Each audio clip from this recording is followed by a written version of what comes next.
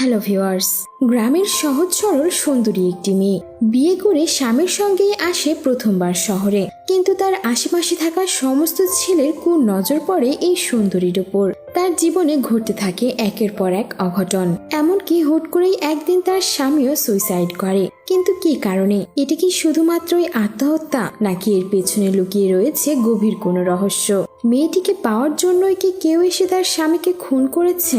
এই সমাজের এমন কিছু মানুষ রয়েছে যারা টাকা আর মেয়েদের সৌন্দর্যের লোভে পড়ে নিজেকেও শেষ করে দেয়। আজকে আমরা এমনই একটি গল্প এক্সপ্লেন করতে চলেছি, যা হয়তো ইতিমধ্যে আপনারা শুনতেও পারেন, তবে আজকে নতুন ভাবে শুনুন।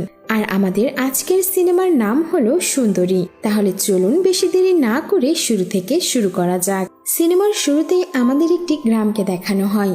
সেখানে একটি বিয়ে বাড়ির সামনে গাড়ি এসে থামে। গাড়ি থেকে কিছু ইয়াং ছেলে মেয়ে বের হয়। তখনই সেখানে সুষমা নামের একটি মেয়ে আসে। আসলে এখানে সুষমার বিয়ে হচ্ছে, যার কারণে সে শহর থেকে তার বন্ধু বান্ধবদের দাওয়াত দিয়ে এনেছে। সুষমা তাদেরকে রিসিভ করতে আসে। সুষমা তখন বলে, প্রথম বিয়ে তো, তাই একটু নার্ভাস লাগছে। প্রভু তখন বলে, প্রথম বিয়েকেই বিয়ে বলে, কিন্তু দ্বিতীয় বিয়েকে হাবাস বলে। সুষমা তার বন্ধু বান্ধবীদের নিয়ে বাড়ির ভেতরে যাচ্ছিল। তখনই সেখানে সুষমার বাবা আসে। কিন্তু সেখানে থাকা একটি মেয়ের ছোট পোশাক দেখে সুষমার বাবা উঠে বলে, শহরে কি শুধুমাত্র এইসব কাপড়ই পাওয়া যায় নাকি? অন্য বড় কোনো কাপড় পাওয়া যায় না? মেয়েটি বলে, আরে আঙ্কেল, এটা তো আজকালকার ফ্যাশন। তখন সুষমার বাবা বলে, এটা আবার কোন ধরনের ফ্যাশন, যেখানে নিজের শরীরটাকেই দেখাতে হবে? ভদ্রতা বলে কিছু নেই নাকি? আর এইসব কথা বলে সুষমার বাবা সেখান থেকে চলে যায়। আর এরপর আমরা দেখতে পাই প্রভু দৌড়াতে দৌড়াতে আসে সুষমাদের ছাদে একটু রিল্যাক্স ফিল করার জন্য। সে এদিক ওদিক তাকাচ্ছিল আর সিগারেট টানছিল। তখনই হুট করে কিছু একটা দেখে তার চোখ বড় বড় হয়ে যায়। আর আমরা সেখানে দেখতে পাই সুন্দরী একটা মেয়ে ছাদে কাপড় শুকাচ্ছে। সুন্দরীকে প্রথমবার দেখেই প্রভু প্রেমে পড়ে যায়। আর সে চটজলদি করে নিচে আসে আর সুষমাকে নিয়ে সুন্দরীদের বাড়িতে হাজির হয়। তারা সুন্দরীর বাবার সঙ্গে এসে নানান বাহানায় কথা বলে। আর তখনই প্রভুর কাছে ফোন আসলে প্রভু বলে, স্যার, আমি কি একটু ছাদে যেতে পারি? সিগন্যাল পাওয়া যাচ্ছে না। তখনই সে অনুমতি নিয়ে ছাদে চলে আসে আর সুন্দরীকে চারিদিকে খুঁজতে থাকে। কিন্তু সে সুন্দরীকে কোথাও খুঁজে পায় না। সে মনে করে, আমি অন্য কোনো ছাদে চলে আসলাম না তো, এখানেই তো দেখেছিলাম মেয়েটাকে। সে আবারও হতাশ হয়ে নিচে চলে আসে আর ওই মেয়েটির বাবাকে বলে, আপনাদের ছাদের কাপড় পরে গেছে। তখনই সেই লোকটি তার মেয়েকে ডাক দেয় আর ওই মেয়েটির দিকে প্রভু একেবারে হা করে তাকিয়ে থাকে। মেয়েটি বাইরে আসলে তার বাবা বলে, আমার মেয়ে সুন্দরী। সুন্দরীর বাবা বলে, দেখ তো মা, ছাদে কাপড় পরে গেছে, তুলে দিয়ে। সুন্দরীও তখন তার বাবার কথাতে ছাদে চলে আসে। আর তখনই প্রভু আবারও ফোনের বাহানায় ছাদে আসে সুন্দরীকে দেখার জন্য। সে কথা বলার অভিনয় করতে করতে সুন্দরীকে অনেক কাছ থেকে দেখতে থাকে। সে সুন্দরীর জন্য এতটাই পাগল হয়ে গিয়েছিল যে সুন্দরীর পেছন পেছনই ঘুরতে থাকে। আর এরপর সিন কাট হয়ে রাতে আসে। তখন দেখা যায় মদ খেয়ে মাতাল হয়ে প্রভু বলছে, আমি আমার বউ পেয়ে গেছি রে, যদি আমি কখনো বিয়ে করি তাহলে সুন্দরীকেই করব। আর এরপর তার বন্ধুরা সেখান থেকে ঘুমানোর জন্য চলে যায়। কিন্তু প্রভু সেখানেই পুরো রাত ঘুমায়। সকালবেলা দেখা যায় যে সুন্দরী এসে সুন্দরীকে দেখেই তো যেন প্রভুর মনে লাড্ডু ফোটে। আর সে আচমকা উঠে সুন্দরীকে কিস করে বসে, কারণ সে ভেবেছিল হয়তোবা এটা তার কল্পনা। কিন্তু সে যখন দেখে এটা তার কল্পনা নয়, তখন সে সুন্দরীকে অনেক সরি বলে। আর সুন্দরী তখনই প্রভুর গালে জোরসে একটা চড় মেরে বসে। সিন কাট হলে আমরা দেখতে পাই সুষমা, তার বন্ধু বান্ধবরা ও সুষমার বাবা এসেছে এখানে প্রভুর জন্য সুন্দরীর হাত চাইতে।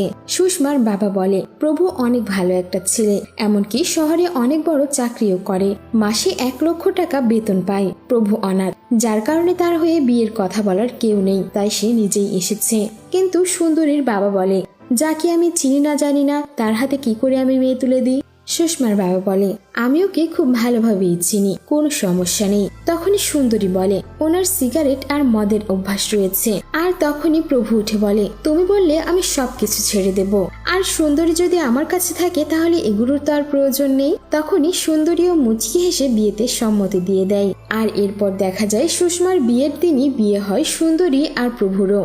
আর এর পরের দিনই প্রভু সুন্দরীকে নিয়ে তার শহরের বাসায় চলে আসে। সুন্দরী এত বড় একটা বাড়ি দেখে অবাক হয়ে গিয়ে প্রভুকে বলে, এত বড় বাড়ি আপনার? প্রভু বলে, এখন থেকে এটা শুধু আমার নয়, আমাদের বাড়ি। এরপর সিন কাট হলে আমরা দেখি প্রভু আর সুন্দরী পাশাপাশি বসে রয়েছে। প্রভু তো বেশ এক্সাইটেড, কারণ সে আজকে সুন্দরীকে কাছে পেতে চলেছে।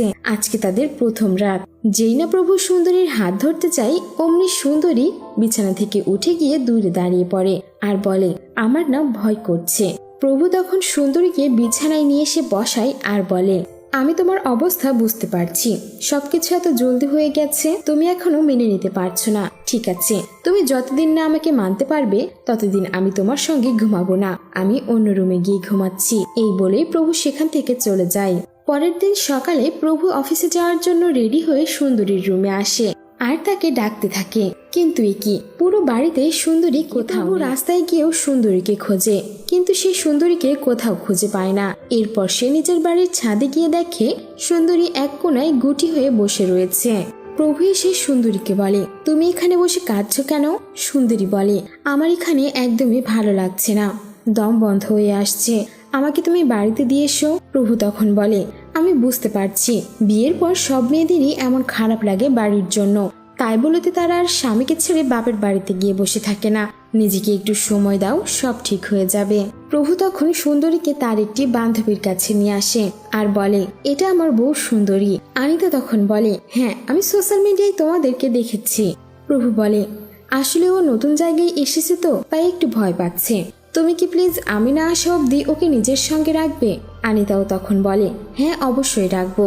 আর এরপর প্রভু সুন্দরীকে বলে, তুমি একদমই ভয় পেও না, আমি জলদি বাড়ি চলে আসবো। এইটা বলেই প্রভু সেখান থেকে চলে যায়। আনিতা তখন সুন্দরীকে ভেতরে নিয়ে এসে বসতে বলে আর বলে, আমি অফিসের জরুরি একটি মেল করে আসছি, তুমি এখানেই বসো।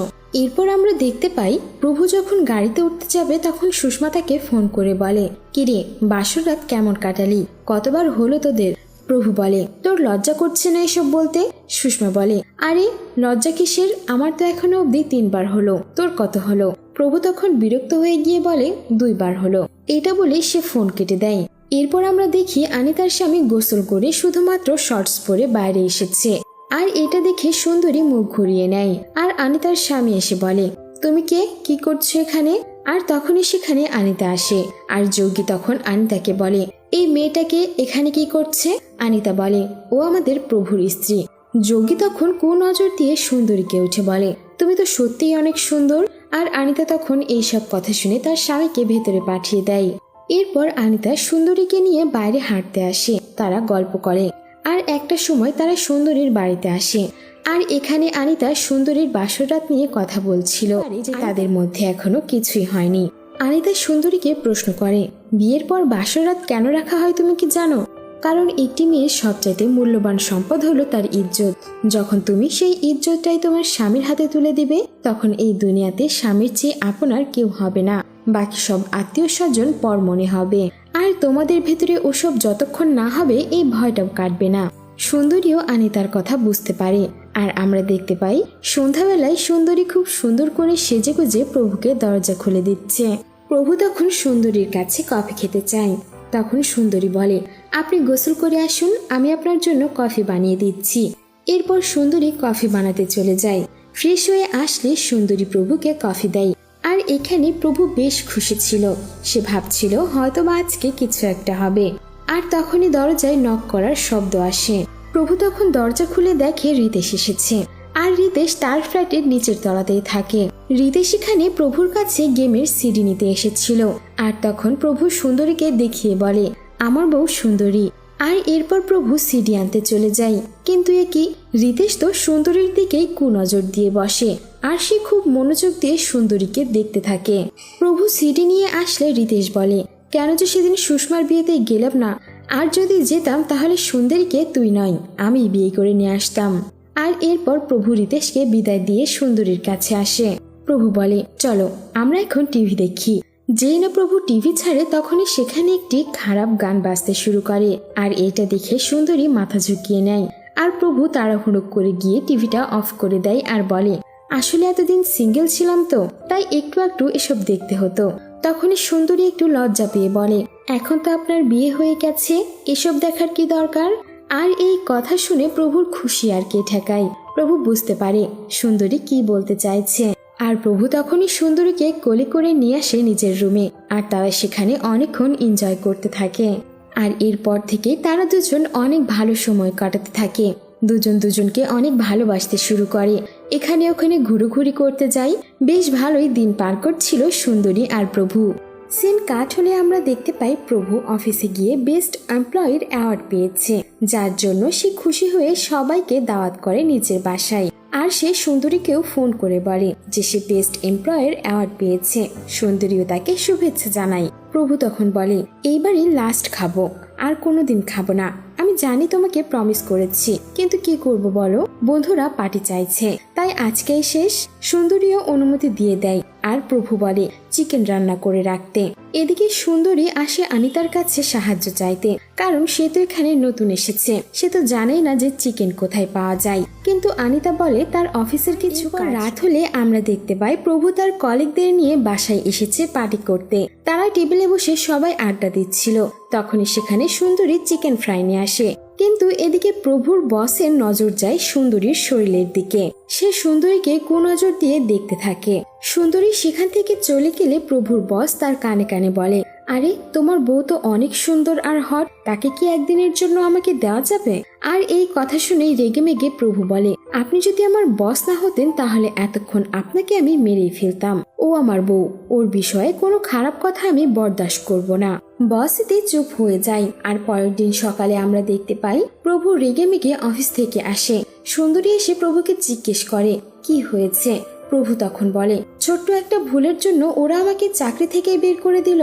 মানে গতদিন যে প্রভু সুন্দরীকে নিয়ে বসের সঙ্গে খারাপ ব্যবহার করেছিল, তার জন্যই প্রভুকে অফিস থেকে বের করে দেওয়া হয়েছে। প্রভু এখানে অনেক দুশ্চিন্তায় পড়ে যায়।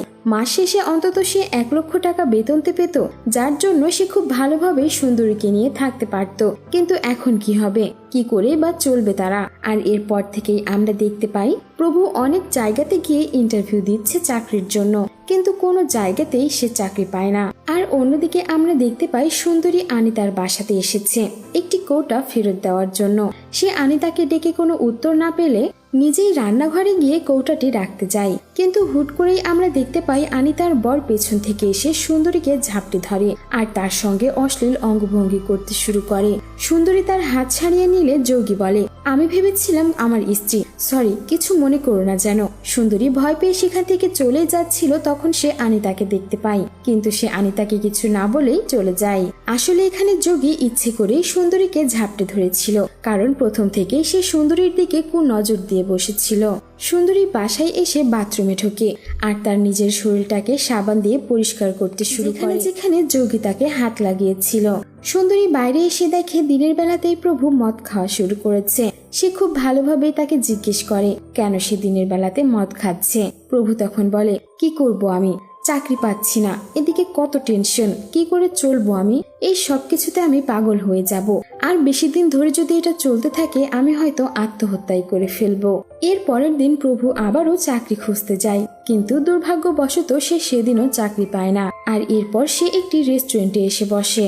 রেস্টুরেন্টে প্রভুর পেছনে বসেই দুইজন লোক কথা বলছিল। পণ্ডিত ওই লোকটির ছেলের বিয়ের কথা বলছিল।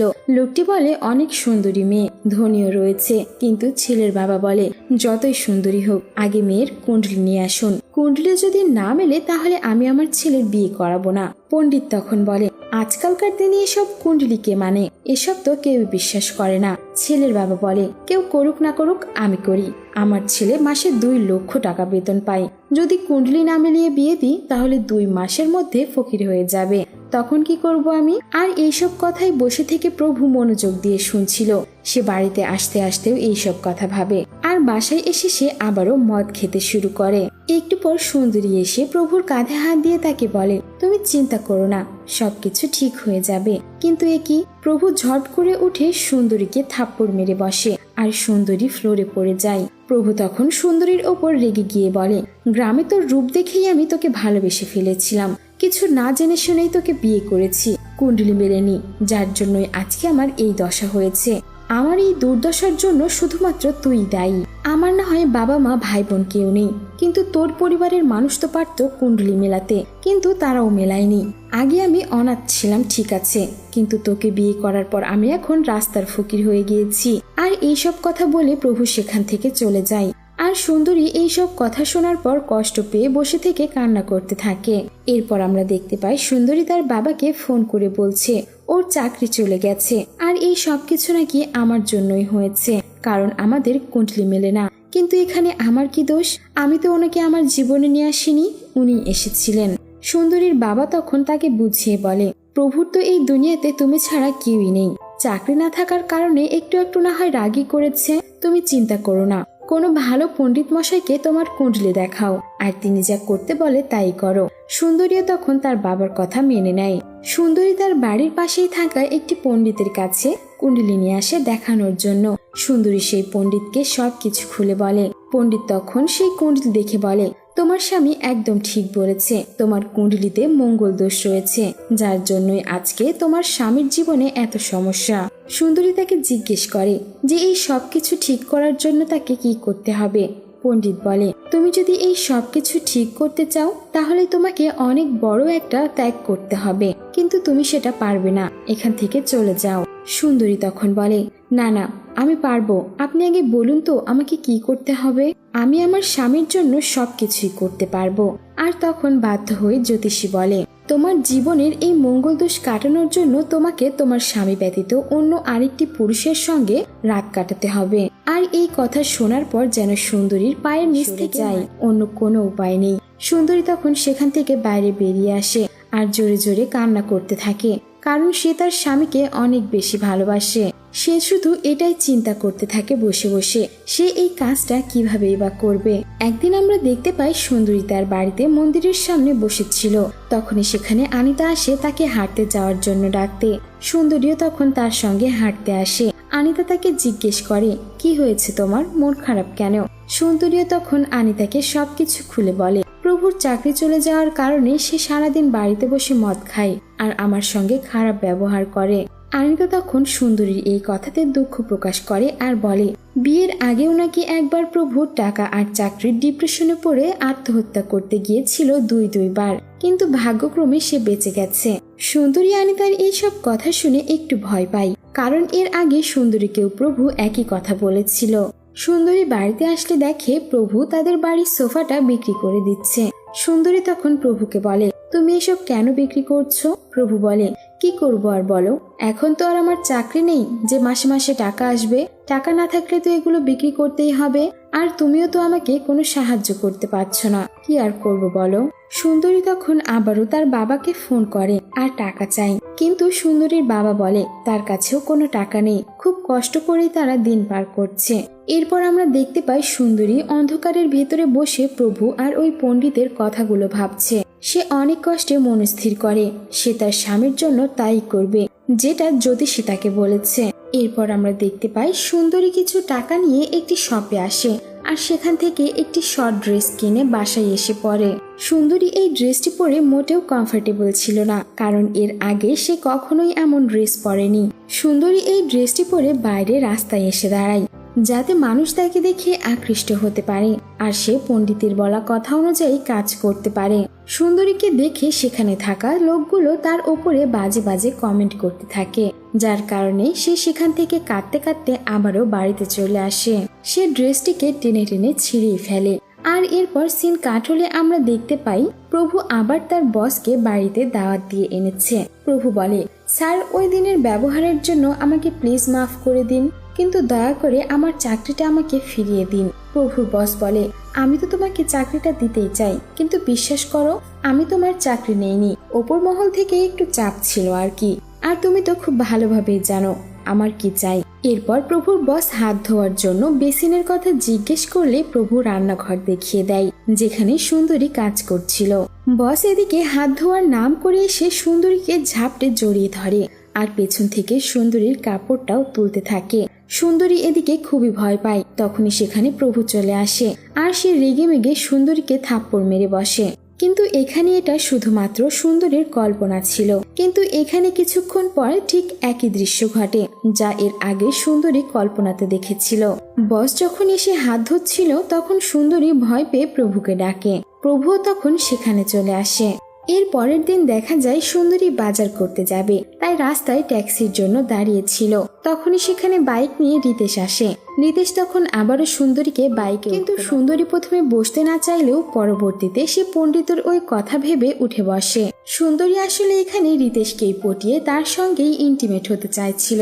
বাজার করা শেষে বিল্ডিং এর নিচে আসলে সুন্দরী রিতেশকে বলে তার বাড়ি অব্দি যেন এই জিনিসগুলো রিতেশ পৌঁছে দেয়। রিতেশও লক্ষ্মী ছেলের মতো সুন্দরীর কথা মেনে নেয় আর জিনিসপত্রগুলো সুন্দরীর বাসায় দিয়ে চলেই যাচ্ছিল।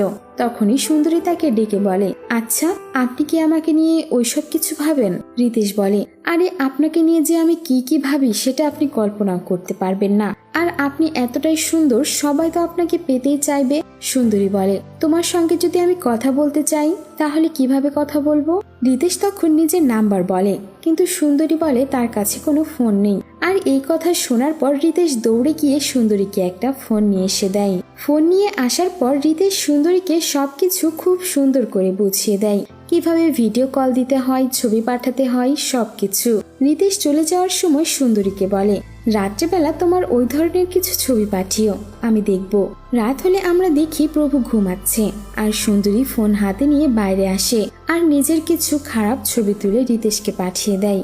আর এই কাজটা করার পর সুন্দরী খুবই কাঁদতে থাকে। পরের দিন সকাল হলেই আমরা দেখি সুন্দরী কাজ করছে। তখনই রিতেশ এসে পেছন থেকে সুন্দরীকে জড়িয়ে ধরে আর তাকে কিস করতে শুরু করে। সুন্দরী নিজেকে ছাড়িয়ে নিয়ে রিতেশকে সজোরে একটা থাপ্পড় মারে আর বলে, এখানে কিছু করা যাবে না, অন্য কোথাও। রিতেশ বলে, ও আচ্ছা, এখানে করলে তোমার স্বামী দেখে ফেলতে পারে, তাই তো? আমি নিচে যাচ্ছি, তুমি রেডি হয়ে তাড়াতাড়ি নিচে এসো। সুন্দরী তখন রেডি হয়ে নিচে আসে আর রিতেশও তাকে নিয়ে একটি বাড়িতে আসে। রিতেশ তো ঘরে ঢুকতে না ঢুকতেই নিচের কাপড় খুলে ফেলে, কিন্তু সুন্দরী দিকে খুবই ভয় পেয়ে থাকে। রিতেশ তখন বলে, আরে ভয় কেন পাচ্ছ? কোনো ভয় নেই, তুমি আমার কাছে এসো। সুন্দরী তবুও না মানলে রিতেশ বলে, আচ্ছা ঠিক আছে, আমরা আগে একটা ভিডিও দেখি, তারপর সবকিছু শুরু করব। রিতেশ তখন একটি খারাপ ভিডিও প্লে করে আর সুন্দরী যখন ওই ভিডিওটি দেখে তখন সে চমকে ওঠে, কারণ ওই ভিডিওতে ওই পণ্ডিতকেই দেখা যাচ্ছিল যে সুন্দরীকে অন্য আরেকটি ছেলের সঙ্গে রাত কাটাতে বলেছিল। সুন্দরী তখন চমকে গিয়ে রিতেশকে বলে, এই লোকটিকে তুমি কি করে চেনো? রিতেশ বলে, আরে আমি কি করে চিনবো, নতুন নতুন কতই ভিডিও আসতে থাকে গ্রুপে, তারই মধ্যে একটা ভিডিও এটা। সুন্দরী সেখান থেকে চলে যেতে চাইলে রিতেশ বাধা দেয় আর বলে, আরে কোথায় যাচ্ছ তুমি, করবে না নাকি? আর তখনই সুন্দরী তাকে চড় মেরে বাইরে বের হয়ে আসে। সুন্দরী কান্না করতে করতে লাঠি হাতে সেই পণ্ডিতের কাছে আসে আর সে লাঠি দিয়ে পণ্ডিতকে অনেক মারে। সুন্দরী তখন চিৎকার করতে করতে বলে, স্বামী যখন চাকরি করতে বাইরে চলে যায়, আমরা মেয়েরা বাসায় একা থাকি, কি করব না করব কিছুই বুঝতে পারি না। একটু সাহায্য চাওয়ার জন্য তোদের মতো পণ্ডিতদের কাছে আসি, আর তোরাও কিনা এমন ধান্দাবাজি করিস। এইটা বলে সুন্দরী পণ্ডিতকে অনেক মারতে থাকে। আর এরপর সুন্দরী পণ্ডিতের কথায় কি কি করেছে সেই সব কিছু ভাবতে ভাবতে বাড়িতে আসে। আর সিন কাট হলেই আমরা দেখতে পাই প্রভু সুইসাইড করেছে। সুন্দরী প্রভুর কাছে এসে বসে অনেক কান্না করতে থাকে আর এরপরে সেখানে পুলিশ আসে। তারা প্রভুর বডিকে পোস্টমর্টমের জন্য হাসপাতালে পাঠিয়ে দেয়। আর এরপর সুন্দরী তার বাবার বাড়িতে চলে আসে। সুন্দরীর বাবা তখন তাকে বলে, প্রভুর প্রতি তোমার একটু খেয়াল রাখা উচিত ছিল, তুমি থাকতে কিভাবে এবার সে আত্মহত্যা করে? আর তখনই বলে ওঠে, সে মরতে চায়নি বাবা, আমি তাকে মেরে ফেলেছি। আর এখানেই আসে সিনেমার আসল টুইস্ট। সিন আবারও ফ্ল্যাশব্যাকে চলে যায়। সুন্দরী যখন বাড়িতে আসে তখনও প্রভু বাসায় বসে বসে মদ খাচ্ছিল। সুন্দরী একটি জায়গায় গিয়ে বসে আর তখন প্রভু বলে, তুমি না একটা পণ্ডিতের কাছে গিয়েছিলে, কি বলল তোমার পণ্ডিত মশাই? সুন্দরী তখন চোখ তুলে প্রভুকে বলে, আমি যে জ্যোতিষীর কাছে গিয়েছি এই কথা তুমি কি করে জানো? আমি তো এই কথা কাউকেই জানাইনি। প্রভু তখন একটু আমতা আমতা করে বলে, তোমাদের মতো গ্রামের অশিক্ষিত মেয়েরা এর চাইতে আর বেশি কি বা করতে পারে? কোনো পণ্ডিতের কাছেই যেতে পারে। সুন্দরী তখন বলে, পণ্ডিত আমাকে সবকিছু বলে দিয়েছে যে আপনি এই সবকিছু তাকে টাকা দিয়ে বলতে বলেছিলেন। তখনই প্রভু রহস্যময় ভাবে সুন্দরীকে বলে, ও তাহলে সে তোকে সবকিছু বলেই দিয়েছে? আর তখনই প্রভু বলে, তুমি অনেক সুন্দর, কি করব বলো, তোমাকে দেখে আমার বস পাগল হয়ে গেছে, সে একদিনের জন্য হলেও তোমাকে কাছে পেতে চাই। আমি জানি এটা ভুল, কিন্তু আমার কাছে এতে কিছুই যায় আসে না, তাই আমি আমার বসের সঙ্গে ডিল করেছি, সে আমার বেতন 1.5 লক্ষ টাকা করে দেবে আর আমি তার বদলে তোকে তার হাতে তুলে দেব। আর আপনি চিন্তা করবেন না, আমার কাছে টাকার চাইতে বড় আর কিছুই নয়, সুন্দরীও নয়। সুন্দরী নিজের স্বামীর মুখে এইসব কথা শুনে হতবাক হয়ে যায়। আর তখন প্রভু বলে, সেদিন বসকে নিয়ে এসেছিলাম যাতে তুই তার সঙ্গে রাত কাটাস, কিন্তু তুই কি করলি? প্রভু বলে আমাকেই ডাক দিয়ে বসলি আর তার সঙ্গে কিছুই করলি না। আমার প্ল্যানটাও ফেল হয়ে গেল। তখন আমি আড়ালেই লুকিয়েছিলাম। আর এরপর যখন আমি জানতে পারলাম তুমি জ্যোতিষীর কাছে যাবে, তখন আমি ওই পণ্ডিতকেও টাকা দিয়েছিলাম যাতে সে তোমাকে অন্য কারোর সঙ্গে রাত কাটাতে বলে। আর আমার চাকরি চলে যাওয়াটাও শুধুমাত্র একটা প্ল্যান ছিল, কিন্তু সব প্ল্যানগুলো তুই নষ্ট করে দিয়েছিস। আর এখন আমি যা বলবো তুই তাই করবি। বিকেলবেলা আমার বস আসবে এখানে, আর বস যা চাইবে চুপচাপ ভালোই ভালোই তুই তাকে সেটা দিয়ে দিবি। আর আমি যা চাই সে তো আমাকে সেটা দিয়েই দেবে। আর তুই যদি এটা না করিস তাহলে আমি তোকে মেরেই ফেলবো। এইসব কথা বলার পর প্রভু সিগারেট টানতে টানতে ব্যালকনিতে গিয়ে দাঁড়ায়। আর সুন্দরী তখনও সেখানে বসে কান্না করছিল। সে যেন বিশ্বাসই করতে পারছিল না প্রভুর ভেতরে এই রূপটাও ছিল। আর এরপরই সেখান থেকে উঠে সুন্দরী ধীরে ধীরে ব্যালকনির দিকে এগিয়ে যায় আর প্রভুকে সেখান থেকে ধাক্কা দেয়। সুন্দরীর বাবা এই সব কিছু শুনে বলে, তুই এটা কি করেছিস মা? একদিন না একদিন তো পুলিশ সবকিছু জেনেই যাবে। তখন সুন্দরীর মাও বলে, তুই কেন ওকে ফেলে দিতে গেলি? পুলিশকে বলে তাকে অ্যারেস্ট করালেই পারতি। সুন্দরী তখন বলে, প্রতিটা স্বামীর দায়িত্ব তার স্ত্রীর সম্মান রক্ষা করা, কিন্তু যেই স্বামী নিজের স্ত্রীর সম্মানটাকেই অন্য আরেকটি পুরুষের কাছে বিক্রি করে দেয়, তার বেঁচে থাকার কোনোই অধিকার নেই। সুন্দরীর বাবা তখন তাকে বলে, কিন্তু মা তুই এখন কি করে বাঁচবি? সুন্দরী তখন বলে, আমার অনাগত সন্তানকে নিয়ে বাঁচবো। আর এমনই একটি দৃশ্যের সাথে সাথেই সিনেমাটি এখানেই শেষ হয়ে যায়। সমাজের এমন অনেক পুরুষ আছে যাদের কাছে নিজের স্ত্রীর চাইতে বড় টাকা হয়ে থাকে, যার কারণেই তারা মাঝে মাঝে এমন ভুল কাজ করে বসে। আর এর জন্যই অনেক মেয়ের জীবনও নষ্ট হয়ে যায়। সো ভিউয়ার্স, এই ছিল আমাদের আজকের সিনেমার এক্সপ্লেনেশন। আপনাদের কাছে কেমন লেগেছে এই এক্সপ্লেনেশনটি সেটা অবশ্যই আমাদের কমেন্ট বক্সে জানিয়ে দিতে ভুলবেন না।